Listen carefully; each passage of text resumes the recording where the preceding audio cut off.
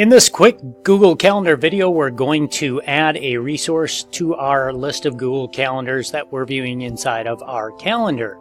So we're going to click on the little plus symbol next to where it says Add a Coworker's Calendar, and we're going to browse the resources that are available to us, and we're going to do that by building. So I'm going to select our high school building, and I'm going to scroll down and find the High School Collaboration Conference Room, which was a newly modified and adjusted calendar because it's no longer in the media center, it's in the conference room.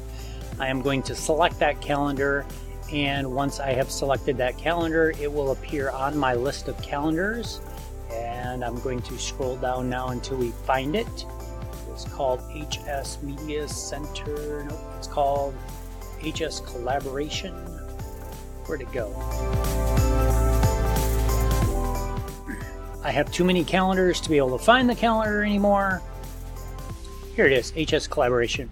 So now we can see that I have the calendar in my account, and if I want to view that calendar, I can just go to the calendar and say display only this calendar, and I'll be able to see just that calendar.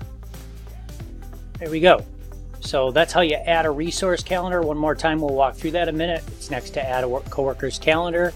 Click the plus sign, click browse a calendar, a resource, look for the calendar we want in the list. Hopefully there's more than a couple in here, depending on what building you're in. And then just check the box next to the calendar so that it will show up in your list of calendars.